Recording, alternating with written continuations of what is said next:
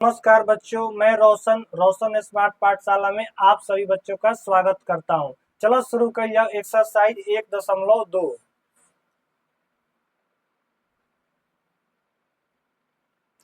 ई पाठ शुरू करे से पहले तारा जाने के पड़ी कि अभाज्य गुणनखंड क्या होता है, अभाज्य संख्या क्या होती है, भाज्य संख्या क्या होती है, तभी तो हम जान पाएंगे।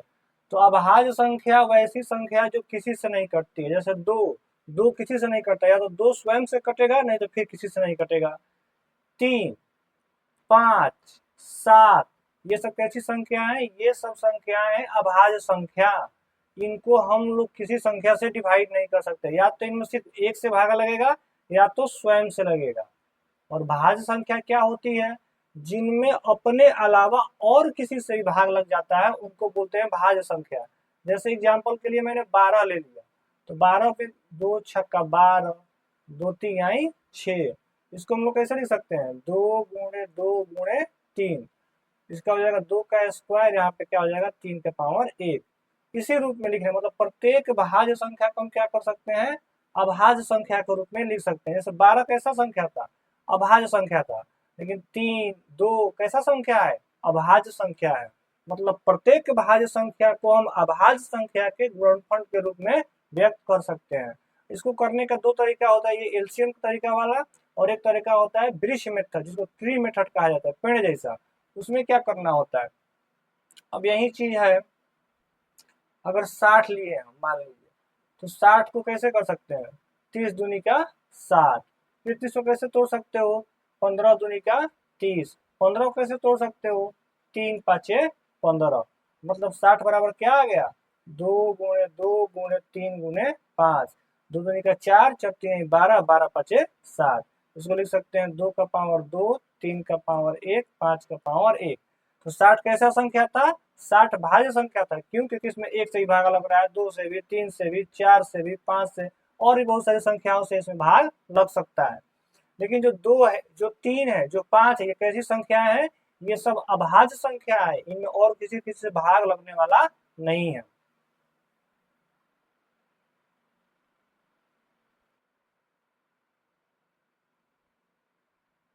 देखो अभाज्य गुणनखंड निकालने का तरीका, कि प्रमेय क्या कहता है? देखो, प्रत्येक भाज्य संख्या को अभाज्य संख्याओं के गुणनफल के रूप में व्यक्त किया जा सकता है। अभी जो मैंने पीछे बात कही वही बात यहाँ पे लिखा हुआ है, आप चाहे तो इसका स्क्रीनशॉट ले सकते हैं। एक तरीका जो मैंने बताया वो भी है, इस वाले तरीके को हम लोग बोलते हैं ट्री मेथड। ट्री जैसा कर देना, पेड़ जैसा। जैसे मान लो ये 60 है, तो 60 को क्या लिख सकते हो? 30 दूनी का 60, 15 दूनी का 30, 3 5 15। इसी मेथड पे पूरा सवाल बनने वाला है।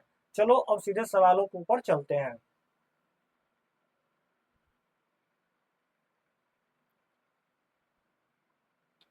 सवाल कह रहा है निम्नलिखित संख्याओं को अभाज्य गुणनखंड के रूप में व्यक्त करिए।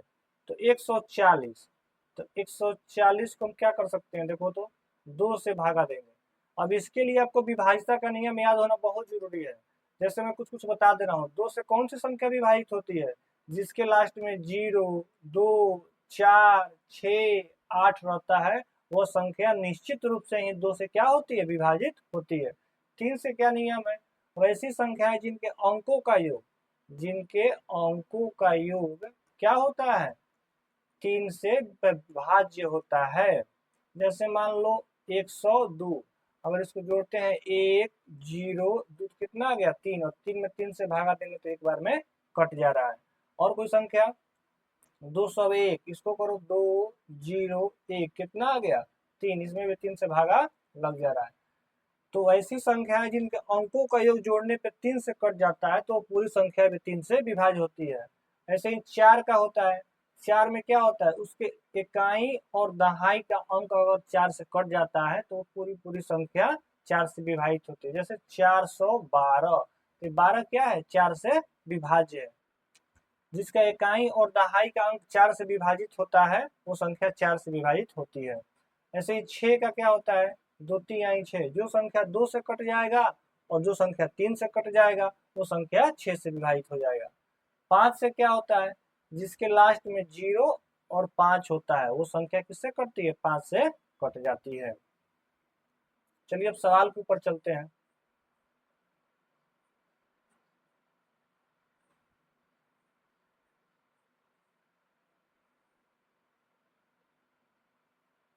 तो 70 दूनी का 140, फिर 2 से 35, फिर क्या होगा 5 7 35।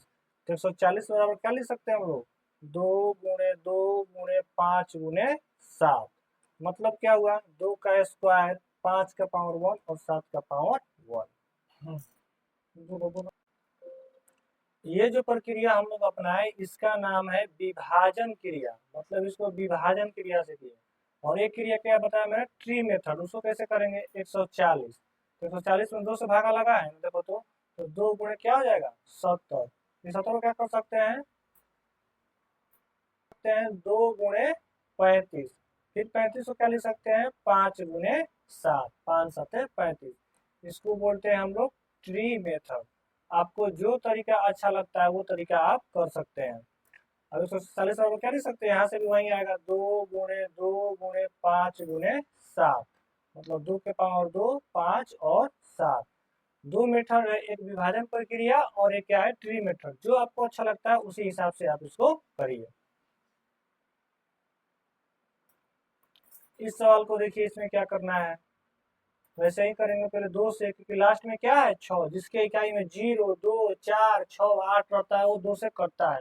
तो 2 सते 14, 2 अठे 16, फिर 2 से, 2 3 6 और 2 नवा 18, 3 से 13 तिया 39। 3 मीटर से करना होगा तो क्या करेंगे 156 लिखे यहाँ पे, और क्या कर दिए 2 और 78, फिर 78 को तोड़िए 2 और 39, फिर 39 को तोड़िए क्या आ गया 3 और 13।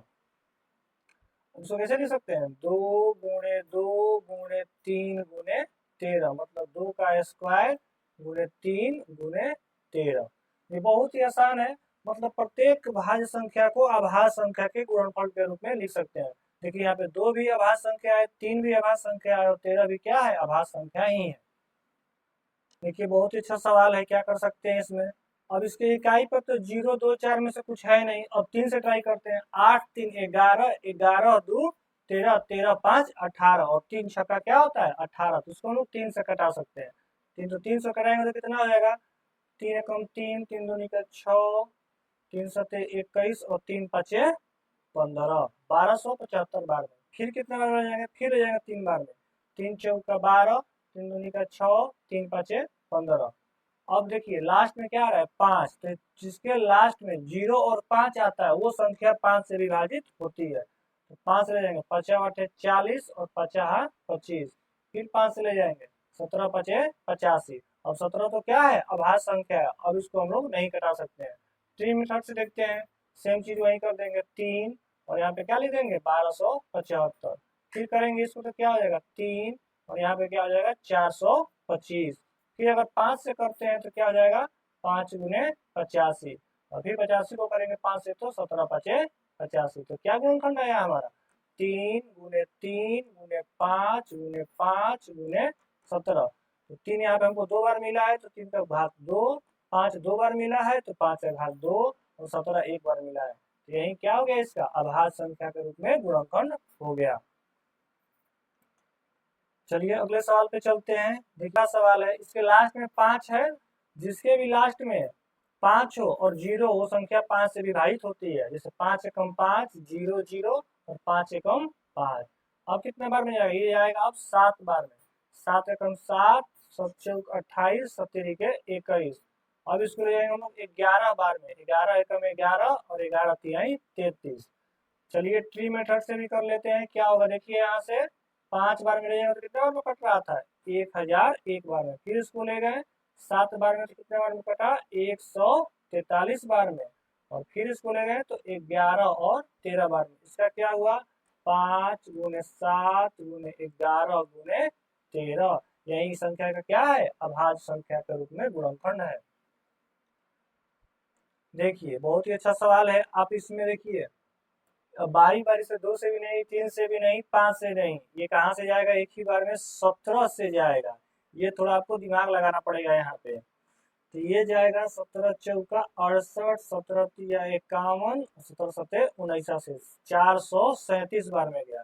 फिर जाएगा ये अब 19 बार में, 19 दूनी का 38, 19 ठीक है कितने बार में गया 29 57। 23 बार में गया। 3 मीटर से करिए 7429 कितना बार में 17 गुणे 437, फिर 437 कर सकते हो 19 गुणे 23। इसका क्या हुआ भाज्य गुणनखंड 17 गुणे 19 गुणे 23, यही संख्या का क्या है अभाज्य गुणनखंड है। कि इस सवाल को करने से पहले फॉर्मूला याद करते हैं जो बचपन में भी हम लोग पढ़े थे, क्या था एचसीएफ गुने एलसीएम जो होता है पहली संख्या गुने दूसरी संख्या के क्या होता है बराबर होता है। मतलब दो संख्याएं हैं तो पहली संख्या और दूसरी संख्या को गुणा करेंगे, जो उसका एलसीएम मिलता है और उसका जो एचसीएफ मिलता है दोनों को गुणा कर देते हैं तो दोनों के बराबर होता है। और इसी बात को यहाँ पे प्रूफ करके दिखाना है हम लोग को। चलिए पहला सवाल उठाते हैं हम लोग 26 और 91। तो इसको हम लोग एलसीएम करने के लिए क्या कर सकते हैं 26 को क्या लिख सकते हैं हम लोग अभाज्य गुणनखंड याद करिए 13 दूनी का 26 और 91 को क्या लिख सकते हैं 13 सते 91। तो इसका एलसीएम क्या हो जाएगा एलसीएम जो मिलता है वो होता है 13 और जो बाकी नहीं मिलता उसको भी लिखा जाता है 13 गुणे 2 गुणे 7। तो 13 दूनी का 26 गुणे 7 सच्छक 42 हासिल लगा 4 7 दूनी का 14 14 4 18 182 आया। एचसीएफ क्या हो जाएगा इसका एचसीएफ निकालिए। एचसीएफ जो कॉमन होता है दोनों में वही होता है। एचसीएफ कितना है इसका एचसीएफ हो जाएगा 13। देखिए जब अभाज्य संख्या का गुणनखंड निकालते हैं बच्चों तो एचसीएफ जो कॉमन होता है सिर्फ वही संख्या होती है, लेकिन जब एलसीएम में होता है जो कॉमन निकला वो तो लिखेंगे ही लिखेंगे, बाकी जो बच गया उस सबको भी लिख देंगे जैसे 13 गुणे 2 गुणे 7। अब चलिए चेक कर लेते हैं एलएचएस क्या है दोनों संख्या का गुणनफल। एलएचएस में हम लेंगे पहली संख्या गुने दूसरी संख्या। पहली संख्या कितना है 26 और 26 में 91 से गुणा करिए। तो 26 में 91 से देते हैं आरएचएस। आरएचएस में क्या दिया है एचसीएफ और एलसीएम का गुणा, तो एचसीएफ गुने एलसीएम। एचसीएफ कितना निकाले हम लोग 13 और कितना से गुणा करना है 182 से, इसको भी गुणा करेंगे तो हमारा आएगा 2366। मतलब क्या प्रूफ हुआ एलएचएस इक्वल टू आरएचएस, ये हमारा क्या हो चुका प्रूफ हो चुका। मतलब पहली संख्या गुने दूसरी संख्या बराबर क्या हुआ एलएचएस गुने आरएचएस। अब देखिए यहाँ पे दो संख्या दिया हुआ है इसमें भी वही प्रूफ करना है, तो क्या करेंगे हम पहले 510 का निकालते हैं अभाज्य गुणनखंड तभी तो कर पाएंगे। तो चलिए चलिए 2 से 2 दूनी का 4 2 पचे 10 2 पचे 10। अब कितने से आएगा 5 2 7 5 12 3 से भी जाएगा 3 8 24 3 पचे 15। अब जाएगा 5 से 17 पचे 85। अब 92 का भी कर लेते हैं। 92 का करेंगे तो 2 चौके 8 2 छक्का 12 2 3 4 और 2 3 6। मतलब 510 बराबर क्या आया 2 गुणे 3 गुणे 5 गुणे 17 और 92 बराबर क्या आया 2 गुणे 2 गुणे 23। तो बताइए इसका एचसीएफ कितना हो जाएगा। इसका एचसीएफ होता है जो कॉमन होता है दोनों में क्या मिल रहा है सिर्फ 2 मिल रहा है। और एलसीएम क्या हो जाएगा इसका जो मिलता है उसको पहले लिखते हैं और जो नहीं मिलता बाकी सबको, तो 3 गुणे 5 गुणे 17 और फिर इसमें 2 गुणे 23। अब इन सबको अगर गुणा करते हैं तो हमारा आएगा 23,460। एलएचएस लीजिए एलएचएस में क्या होता है पहली संख्या गुने दूसरी संख्या। तो पहली संख्या हमारी क्या थी 510 और दूसरी संख्या है 92। तो इसका गुणनफल आएगा 46,920। वैसे ही करिए आरएचएस में क्या है आरएचएस में होता है एचसीएफ गुने एलसीएम। एचसीएफ कितना निकाले हम लोग 2 और एलसीएम निकाले 23,460 और गुणा करिएगा तो इसमें भी कितना आएगा 46,920।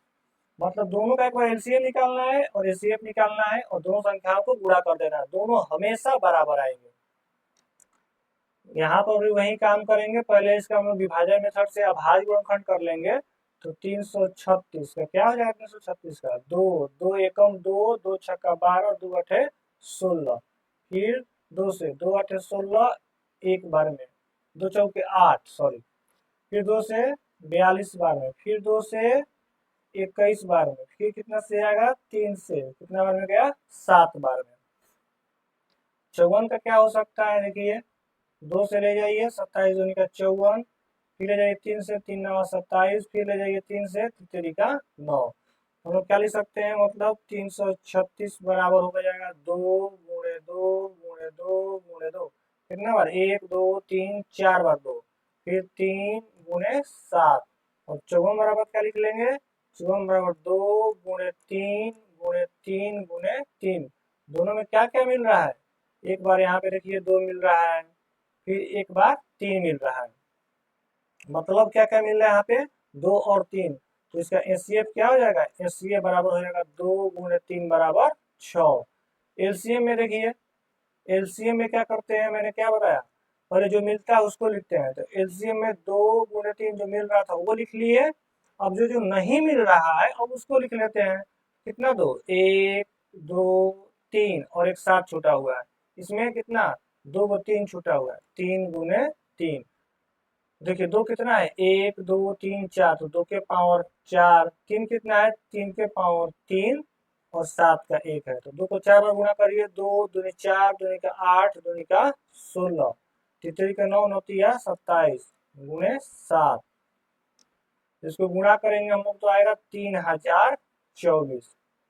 अब इसको प्रूफ कर लेते हैं, प्रूफ कैसे करेंगे, लिखेंगे एल एच एस बराबर क्या होता है, पहली संख्या गुने दूसरी संख्या, पहली संख्या कितनी है 336, और ये कितना हो जाएगा दूसरी संख्या 54, जब इसको गुणा करेंगे तो आएगा 18144।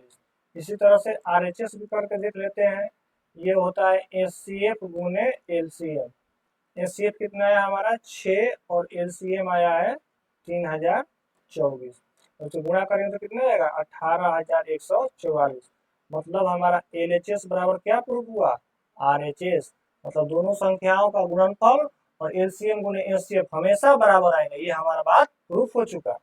चलिए अब इस सवाल को देखते हैं, पहला सवाल, अभाज्य गुणनखंड विधि से, जैसे हम लोग पिछले सवाल में कर रहे थे ना वैसे ही करना है, 12 15 21, चलिए पहले 12 को तोड़ते हैं, अभाज्य गुणनखंड करिए, 2 छक्का 12, 2 3 आई 6, 15 को तोड़िए, 3 5 15, 21 को तोड़िए, 3 7 21, तो 12 बराबर क्या आया 2 गुणे 2 गुणे 3, 15 बराबर क्या आया 3 गुणे 5, और 21 बराबर क्या आया हमारा 3 गुणे 7। तो मैंने क्या बताया, एचसीएफ हाईएस्ट कॉमन फैक्टर जो सब में मिलता है, तो 3 यहाँ भी है, 3 यहाँ भी है, 3 यहाँ भी है, 3 क्या है सब में मिल रहा है, तो हमारा एचसीएफ क्या हो जाएगा, इसका इसका एचसीएफ हो जाएगा 3। अब एलसीएम में क्या करना होता है, एलसीएम में तो जो मिला उसको लिखते ही है, उसके बाद जो जो नहीं मिल रहा है उस सबको लिख देना है, इसमें 2 2 है 2 को, 2 गुणे 2, इसमें क्या बचा हुआ है 5, तो लिख दिए 5, और लास्ट में क्या बचा है 7, तो 3 दूनी का 6 दूनी का 12, 12 बचे 60 गुने 7 बराबर कितना आ गया 420, ये हमारा क्या हो गया एलसीएम हो गया, तो हमारा कितना आया एचसीएफ आया 3 और एलसीएम आया 420। एचसीएफ जो सब में मिलता है और एलसीएम जो सब में मिलता है उसके बाद जितना सबको संख्या है सबको गुणा कर देते हैं, वही हमारा क्या बन जाता है एलसीएम बन जाता है। देखिए कितना अच्छा सवाल है, आप गौर करिए, 17 कैसी संख्या है अभाज्य संख्या है, 23 भी कैसी संख्या है अभाज्य संख्या है, और 29 भी कैसी संख्या है अभाज्य संख्या है, तो 17 को क्या लिख सकते हैं हम लोग, 17 किसी से कटता है सिर्फ 1 से कटता है, 23 किसी से कटता है नहीं भाई सिर्फ 1 से कटता है, और 29 भी किससे कटता है सिर्फ 29 से ही कटता है। तो एचसीएफ में क्या होता है जो सब में कॉमन, सब में क्या कॉमन है, सब में कॉमन है 1, तो इसका एचसीएफ क्या आ गया 1 आ गया, और एलसीएम क्या बताया हमने जो बच गया सब, तो 1 के अलावा क्या क्या बचा 17 गुने 23 गुने 29, अब इसी को गुणा करके लिख देंगे तो कितना आया 11339, यही हमारा क्या हो गया एलसीएम हो गया। चलिए देखिए तो 8 का क्या होगा 2 चौके 8, फिर क्या लिख सकते हैं 2 दूनी का 4, 9 को क्या लिख सकते हैं तितरी का 9, 25 को 50 25, मतलब 8 बराबर हुआ 2 गुणे 2 गुणे 2, 9 बराबर हुआ 3 गुणे 3, और 25 बराबर क्या हुआ 5 गुणे 5। तो अब बताइए इसका एचसीएफ क्या होगा, कुछ कॉमन होगा, हाँ, सब में क्या हो सकता था, एक हो सकता था। जैसे 2 को ले जाएंगे तो एक बार में कट जाएगा, 3 को ले जाएंगे तो एक बार में कट जाएगा, 5 को ले जाएंगे तो एक बार है। मतलब किसी संख्या में एक से गुणा करते हैं तो कोई प्रभाव नहीं पड़ता है। तो सब में क्या कॉमन है, जो सब में कॉमन होता है वही क्या होता है हमारा, एचसीएफ होता है। मतलब एचसीएफ 8, 9 और 25 का एचसीएफ कितना आया, 1 आया। और एलसीएम, एलसीएम जो बाकी सब बच जाता है उसको गुणा कर दिया जाता है। तो गुणा करेंगे तो 2 का 2 गुणे 2 गुणे 2, 3 गुणे 3 और 5 गुणे 5, मतलब 8 गुणे 9 गुणे 25। मतलब 25 8 है 200, 200 गुने 9 मतलब 1800 एलसीएम हो जाएगा इसका। देखिए बहुत महत्वपूर्ण सवाल है ये, हर साल आने वाला सवाल है, VBI मान लीजिए इसको। एचसीएफ दे दिया है, एलसीएम ज्ञात करना है। कैसे ज्ञात करना है, ये सूत्र ये लोग पढ़े थे ना, तो प्रूफ किए कि एचसीएफ गुने एलसीएम बराबर पहली संख्या गुने दूसरी संख्या, उसी सूत्र के आधार में बनाना चाहिए। तो देखिए क्या करेंगे हम लोग, पहले होता क्या है, पहली संख्या गुने दूसरी संख्या बराबर क्या होता है, एचसीएफ गुने एलसीएम। तो यहाँ से एलसीएम बराबर क्या हो जाएगा, पहली संख्या गुने दूसरी संख्या बटा में क्या आ जाएगा, एचसीएफ बराबर आ जाएगा एलसीएम। तो देखिए तो पहली संख्या क्या है 306 और दूसरी संख्या क्या है 657, और एचसीएफ कितने दिया है दोनों का, एन 9। यही हमारा क्या हो जाएगा, एलसीएम हो जाएगा। अब बताइए 9 तिया 27 और 9 चौका 36, मतलब एलसीएम बराबर आ गया हमारा 34 गुने 657, ये हो जाएगा 22,338। मतलब क्या किए हम लोग, पहली संख्या और दूसरी संख्या के गुणनफल में हम लोग क्या कर दिए, एचसीएफ से भागा दे दिए। अगर मान लो कि एलसीएम दिए रहता, एचसीएफ पूछता तो वह भी करते, पहली संख्या गुणे दूसरी संख्या और बटा में क्या कर देते, एचसीएफ कर देते। ये बहुत ही अच्छा सवाल है, बहुत ही तार्किक सवाल है कि बताइए कि कोई प्राकृतिक संख्या n है, प्राकृतिक संख्या जो संख्या कहाँ से शुरू होती है, 1 2 3, ऐसी कोई संख्या है जो उसको 6 के पावर में डाल दिया जाए, 6 के पावर 1 कर दिया जाए, 6 के पावर 2, ऐसा कोई संख्या है कि जो कहाँ समाप्त हो, जीरो पर। जैसे 10 कहाँ समाप्त होता है, जीरो पर। 100 कहाँ समाप्त होता है, जीरो पर। तो मैंने बताया था कि जीरो पर वही संख्या समाप्त होगी जो किससे कटेगी, 5 से चाहे 10 से। मतलब उसे गुणनफल में क्या होना चाहिए, 2 5 10, या तो 2 होना चाहिए या फिर 5। अगर उसके अभाज्य गुणनखंड करेंगे तो उसमें क्या आना चाहिए, 2 और 5 आना चाहिए। तो देखिए इसको कैसे लिखेंगे, यदि किसी प्राकृतिक संख्या, यदि किसी प्राकृतिक संख्या n के लिए 6 के पावर n अंक जो आएगा जीरो पर समाप्त होता है, तब 6 के पावर n के अभाज्य गुणनखंड में क्या आना चाहिए, 5 आना चाहिए, तभी तो उसको जीरो करेगा। परंतु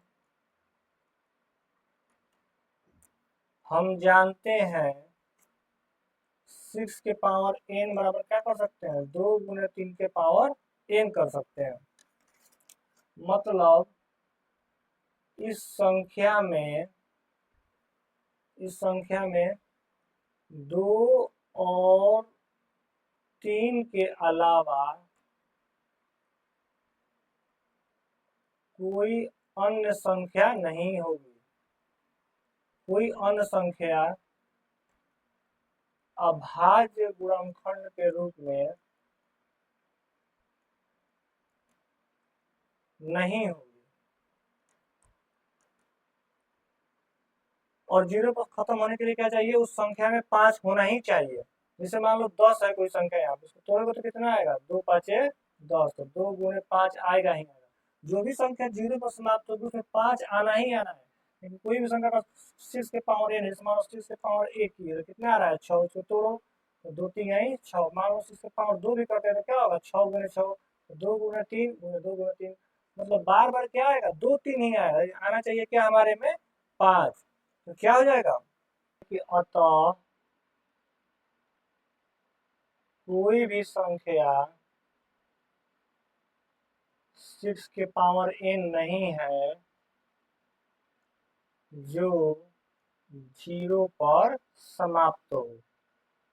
मतलब देखिए, इसको फिर से समझिए। n मतलब प्राकृतिक संख्या, 6 के पावर 1 करेंगे तो कितना हो जाएगा, 2 गुणे 3। मान लीजिए 6 के पावर 2 भी करते तो क्या हो जाएगा, 6 गुणे 6, मतलब 2 गुणे 3 गुणे 2 गुणे 3। इसी तरह अगर 6 के पावर n करते तो क्या हो जाएगा, 2 गुणे 3 के पावर n, मतलब 2 के पावर n गुणे 3 के पावर n।